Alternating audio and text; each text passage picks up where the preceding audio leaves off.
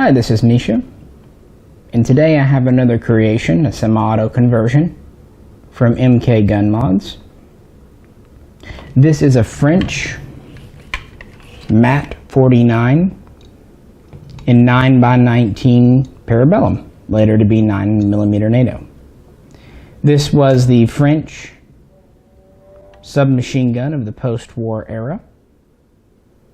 And it actually saw a lot of use throughout Asia and Africa especially.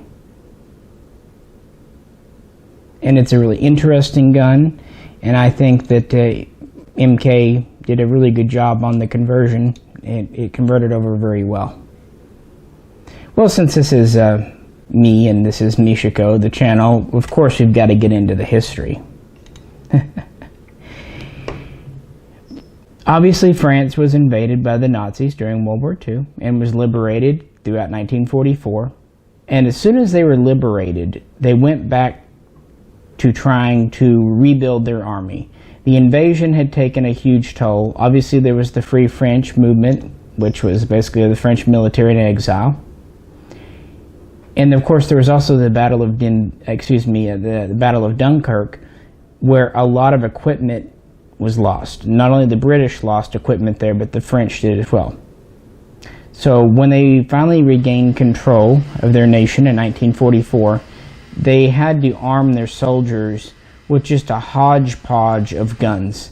Obviously, they had a lot of captured German guns. They also had quite a few guns given to them by the Americans, and some given by the British. So they were just using whatever they could. In the realm of submachine guns, they had several.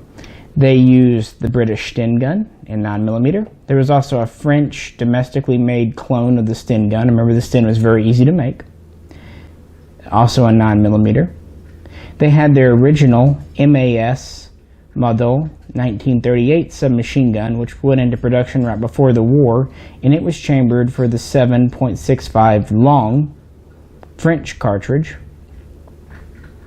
So now we have two cartridges, 9mm and 7.65 long. On top of that, we also have guns from America. We have the M3 Grease gun and the M1 Thompson. These are in 45 ACP. So now we have 3 machine gun cartridges alone. And to add to that, we had captured German MP38s and MP40s in large number. Remember, France ended up with the Mauser factory at the end of World War II as well.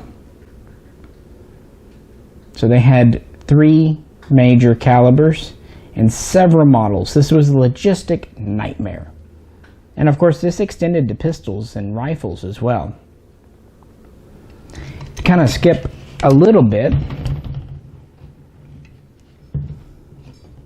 we have this rifle here.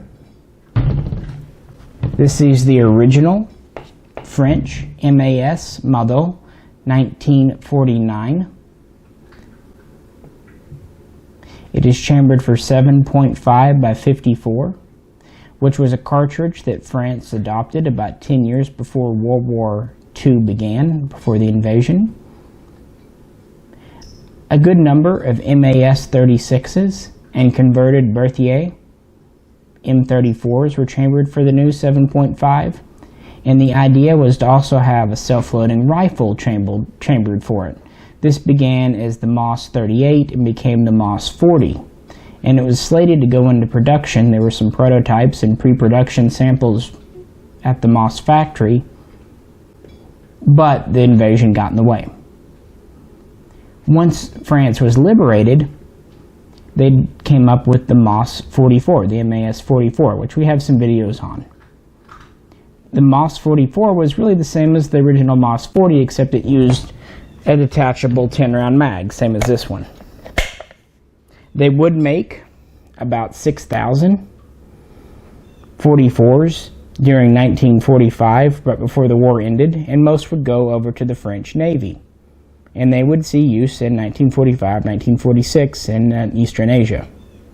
This is a great self-loading rifle, it really is, and we have some videos, so I'm not going to go into it anywhere. But I am showing that France was already, before the war was even over, as soon as they had independence, they were working on a rifle. The 44 was an interim step, but the 49 here became standard. This would be adopted by the French Army in 1949, and they would produce about 25,000 of this particular model before it was phased out for a more updated version known as the 4956. And now the 4956, which is mechanically the same, going back all the way to the MAS-40, would remain in standard frontline service until about 1980 when it was phased out in favor of the FAMAS bullpup. So it stuck. So they had the rifle pretty well nailed down. Took them a few iterations to get it right. And also America had been giving large numbers of the M1 Garand and M1 Carbine to France. And it's really difficult to pass up free guns. So that's why there was kind of the delay in getting it into full production. So after getting the rifle started, the Army General Staff ordered the technical department to develop a new submachine gun in early 1945. And then in May of that year, it was selected for 9mm to be the new standard issue submachine gun and pistol cartridge in France. Requirements were set out for the new submachine gun. It needed to be simple, cheap, inexpensive, low resource requirements to mass produce. It needed to be able to be produced in quite large numbers. Obviously, it needed to be reliable, durable, all those things. And they would start to have developments, and the first round of prototypes appeared in 1947.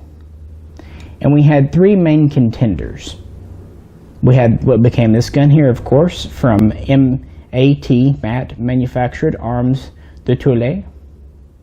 There was also a design by MAC, MAC, and MAS, MAS. And they were all based around the same basic principle. The MAC design was a stamped tubular receiver gun with a retractable stock.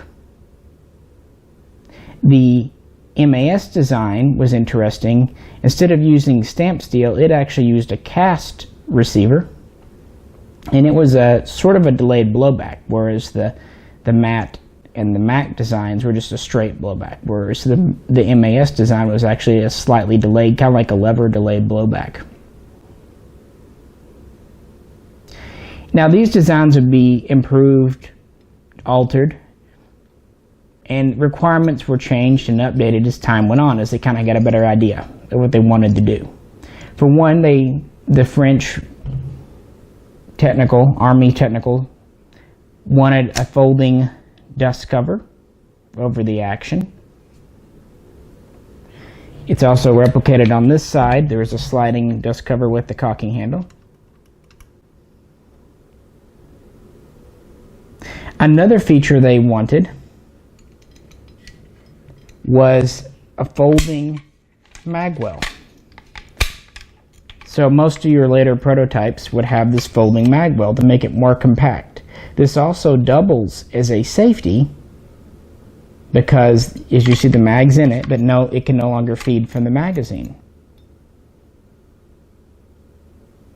And they would continue to add some things. For example, they decided they wanted to have a retractable or folding stock. Some of the earlier prototypes were fitted with wooden stocks, and there were multiple prototypes from each of the factories. By 1948, there were three other main competitors, all from private firms. MAS, MAC, and MAT were all state-run arsenals. One of the most noteworthy competitors, though, was the Hotchkiss Universal submachine gun, which is a really nifty gun. I've had the parts kits, and they're really neat because they completely fold up. Yeah, this one, the Magwell folds, and it does on the Hotchkiss as well. But the pistol grip also folds, the stock folds, and amazingly, the barrel actually can be pushed into the receiver and retracted. So the Hotchkiss was tiny. It didn't go much of anywhere in the French trials, but it did inspire folding Magwell systems in this gun and others. So it's interesting for that. Also interesting in 48, they would submit some of the prototypes for actual field testing and trials in East Asia and Africa for troops to try out. So they didn't just try them out in the laboratory or in any other kind of setting like that. They would put some in the field to see which worked best. In the end, this gun here, obviously the MAT was selected. It was adopted, officially selected in June of 1949, and it would become standard issue in France and would be slated for full-scale production. So this is in 9mm, as I said, and it has all the features that the French military was looking for, and it was also very inexpensive and easy to mass produce. So in late 49, the MAT factory was setting up for full-scale production. And before we get too deep into that gun, after selecting a submachine gun, France also selected a new pistol for the new standard 9mm cartridge. This is a MAC model 1950, adopted in 1950. Basically, this is nothing more than a scaled up 1935S. Now, the 1935A was standard issue in France before and during World War II. But the factory, SACM, could not produce enough. So the runner-up in those trials, the 35S, was put into limited substitute standard production, and actually they would end up making as many or more of these, and they would keep producing the 35S after World War II. But these both were in 7.65 long. In addition to that, again, we had the 45 ACP, we had some 1911s in France, and we had quite a few of the older 32s, the 7.65 Browning, including like the MAB Model D and all the old Rubies and all kinds of stuff. So there was still hodgepodge in handguns. Well, this Model 1950 was meant to replace them all. Now this video is not on it, but I just thought, we have the 9mm submachine gun out. This is a single action, 9-shot, very, just again, dependable steel gun. And it served alongside this machine gun here. So, by 1950, we're in production in MAT. And that same year, this design saw its baptism by fire when France sent units over to fight in the Korean conflict with the other UN, other NATO allied forces. So it was very quickly put into combat. It also very soon after appearing in Korea would be shipped over to Indochina, what we know today as Vietnam, and saw heavy use there, especially by paratroopers and commandos. In fact, usually these were the first couple of units to receive these, but as time went on, more and more different units would get these that needed some kind of small PDW gun. Now, France would pull out after the Battle of Dien Bien Phu in 1954, and they would be out of Vietnam after that point. But they would leave quite a few MAT-49s behind, and of course the Vietnamese would capture and reissue them throughout the 60s. Some they would leave in the 9mm, others they would rework to fire 7.62 by 25 Tokarev. Another place this gun saw heavy use early on was in Algeria, and France would issue these in large numbers there, and they would continue to use them through the early 60s until they withdrew. So this gun went into production and went into service very quickly for especially a post-war gun. It really saw use, and it proved itself very, very quickly. It was dependable, durable, reasonably accurate. It is very small. Now this is a pistol in semi-auto form, of course. Without a stock on it, this thing is 18 inches long with a 9.1 inch barrel. Now, of course, these were in the military issued with the stock. I've got it over here because it came with the parts kit. No worries, this can't go on the gun as it is because the gun has a block in it until ISBR. This was the wire stock you see, very simple, basic wire stock. It has 3 positions, full out, middle, and full in. When it was full out, the gun was about 28 inches, so giving a good 12.5 inch, close to 13 maybe, length of pull. Very reasonable. And again, 3 positions, quite nice, depending on body armor, clothing, and everything else. Pretty good for the late 40s, early 50s. And obviously the folding Magwell further contributed to how compact it could be. In addition to the Magwell acting as a safety, we have a 1911 style or Uzi style grip safety back here. And those are your 2 safeties. There's no manual safety toggle on this gun. Other features, we just have a standard hooded front sight blade. Very substantial blade and hood here, very large parts. Behind it we have a sling swivel that rotates with a sling clip to it. We have a barrel jacket or shroud here that's actually a separate piece that's affixed to the receiver. The receiver itself is a rectangular stamped steel affair. Pretty unique. Also inexpensive to produce. Rear sights are flip adjustable for 50 and 100 meters. The lower frame, the upper is the receiver by the way, the lower frame consists of 2 halves welded together, not unlike a grease gun. And then we have full-size guides for the folding, or excuse me, collapsing stock. As you saw, this folds. This also can double as a foregrip. Has ribs here.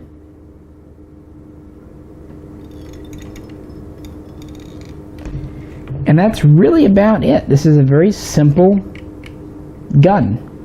It feeds from 32 round mags. These are double stack single feed, which is notoriously a pretty iffy feeding system. However, MAT was pretty ingenious. They made these oversized with a lot of room, and for a double stack single feed these seem to work very well. They're also built very robust, so they don't easily dent. Now that's a 32 round. They did have a single stack only version, 20 round, which was intended to be issued in really harsh, dusty, sandy environments, namely places like North Africa. So there was a lower capacity version for even better reliability. Internally, we have a simple bolt. It's just a simple blowback gun. Obviously the original full auto would be an open bolt firing. When you pulled the trigger, it would let it go forward. Simple trigger sear. This being a semi-auto, it's converted to a closed bolt. And of course we have a semi-auto trigger and hammer. Originally this would be a sear. Interestingly, this gun weighs about 7.7 pounds. And of that, about 3 pounds are the bolt. The bolt is pretty much your internals. That's really it. It's a very heavy, dependable, chunky bolt with a large extractor, and the ejector is just a flared out flange on the inside of the receiver, very much like an AK, really. So just really basic, simple gun. We have just a standard cocking handle on the side, knurled cocking handle, again with this sliding dust cover. Now, the MAT-49 did have some production changes. This one here is generally speaking an early example. Early on though, in the first year of production, they would slightly lengthen the receiver for improved reliability and better tolerances. Now, these guns had a pretty slow cyclic rate. They would fire about 600 rounds a minute, but there was no select fire option. They were just full auto only, pull the trigger. But kind of like a grease gun, the rate was slow enough that it was pretty controllable by anyone with some type of training on it. So they would extend the receiver just a little bit. They would originally issue with these wooden grip panels with this thumb rest here on the side. Later, they would go to Bakelite, or a type of fiberglass polymer grip. And then finally, they would just integrate this whole grip to the lower frame, so the grip was steel. And they would just eliminate the grip panels all in all. Obviously, these changes were done to make it faster and easier to produce. And they would make several other changes throughout the 50s and early 60s to make these things easier to produce. They would change the way they fastened the barrel jacket, for example, making that a little cheaper. And they would go from this knurled round cocking handle to a simple just hook. Again, not dissimilar to what you might find on a British Sterling or even a AK, Kalashnikov AK. Just a simple hook, limited in a couple of pieces. At the beginning, MAT was producing about 4,000 of these a month.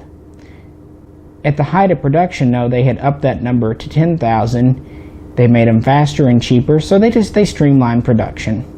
Now, most of these would be made by MAT, who would produce them until about 1965. But in the mid-50s, MAT would be joined by MAC, M-A-C, who would produce a few themselves. Now, the numbers seem to be that MAC produced about 125,000. And then they say total production is 700,000. Now, I don't know if that means that MAT made 575,000 and MAC made 125,000, or if it means that MAT made 700,000 and MAC made. So the total number is between 700,000 and 800,000. Very large number again for a post-war gun, more than the British Sterling. By the time these were coming into production, submachine guns weren't out of favor yet, but these were really a part of the last generation of subguns. Another one that's a very much contemporary of this would be the Israeli Uzi, or the Italian Beretta M12. And then later in the 60s, they would be joined by the HK MP5. So really after the 60s, you don't see a lot of submachine guns. Now in more recent years, the concept of PDW has come back, which is its own thing. Well, that's pretty much the history of this critter. They would, as I said, produce these until about 1965, but they would remain in service until 1980 when they were formally replaced by the FAMAS. However, it took until the mid-90s before most were actually pulled out of service, and the French army and the rest of the French military had enough FAMASs for their needs. In fact, the last recorded MAT-49 was pulled from Army service in 1998. So they made it just a smidge under 50 years, which is pretty dang good. But they were well liked. They were easy to use, dependable, just dirt simple, and very small. Under 8 pounds, not bad. I mean, you can definitely tell it's a solid steel gun, but they were just very dependable, which was really good in the places that France was deploying soldiers, namely the Foreign Legion.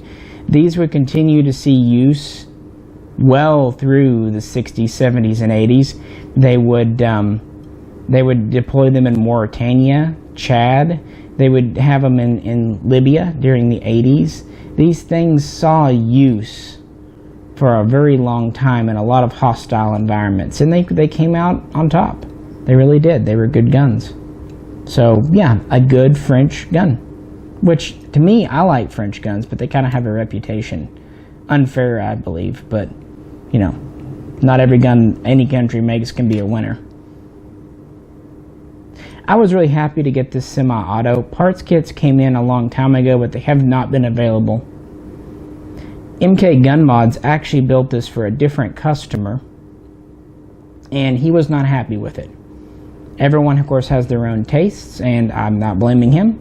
Anytime you do a semi-auto conversion, especially basically a boutique, these things, MK doesn't have a production line because they do a lot of different guns, so everything pretty much has to be done by hand or close to it. So, there's going to be some some waves in the welds, and you know, the finish is what the finish is. Now the customer picked this shade of finish, which is supposedly French military green. But anyway, I was talking with the owner of MK, and he was saying he was kind of worried. He built this for a customer, and the customer was not happy, and you know, didn't know what to do. And I kind of more or less said, hey, if he's not happy, I'd be willing to take it on, you know, warts and all. And I made an offer. He passed it on to the owner at the time, and much to my delight, the owner got back with me and agreed to the deal, and yeah, I ended up with this gun. So hopefully everyone's happy. I'm happy. MK Gun Mods is happy, and I hope the previous owner is happy with how it worked out for him. Hopefully it's one of those situations where it worked out well for everyone. I really wanted one of these because France was the only major nation, major military that played in World War I, World War II, and the Cold War that I didn't at least have a submachine gun from.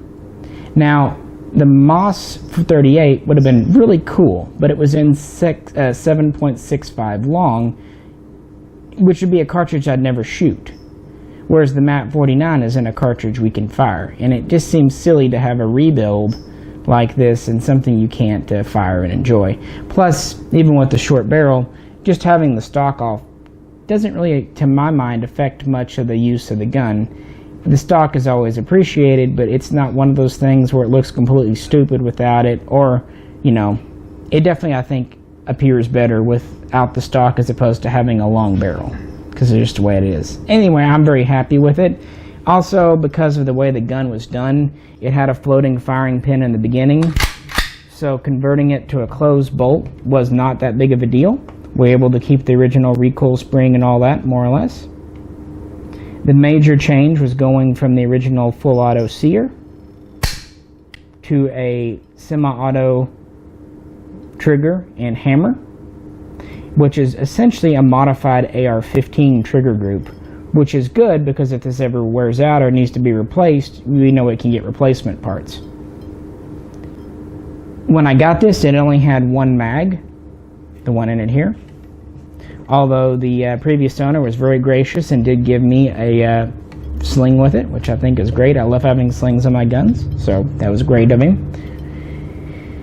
I did finally track down a couple of spare mags, and they're in here. So I have 3, which is better than 1. I didn't really realize how hard to find MAT-49 mags were until I got this thing, so there it is.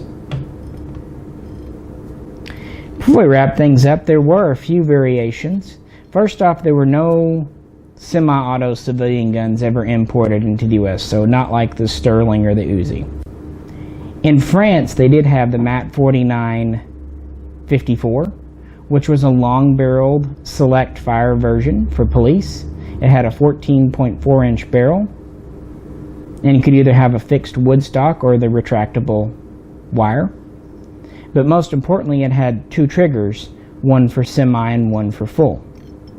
There was also the MAT-49 54 SB, which returned to the 9.1 short barrel.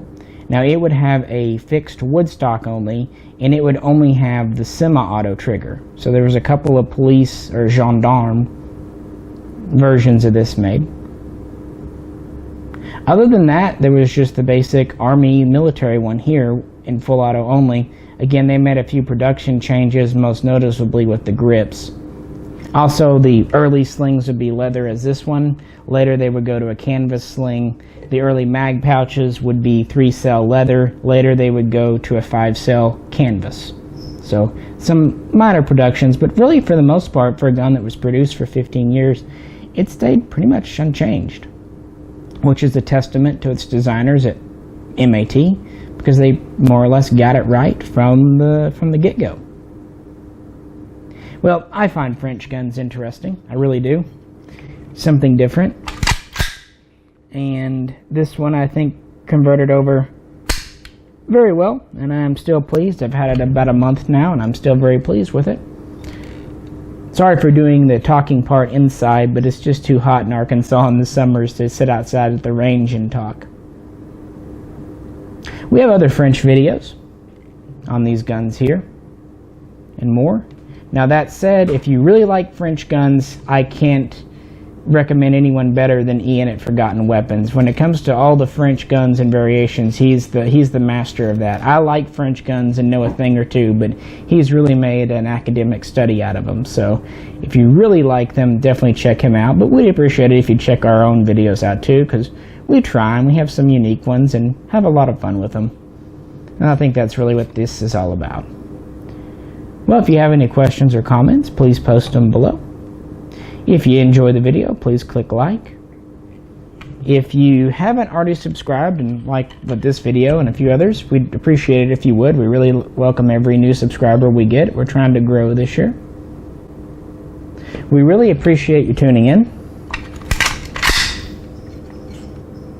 And please check in again next time for hopefully more unique and interesting videos.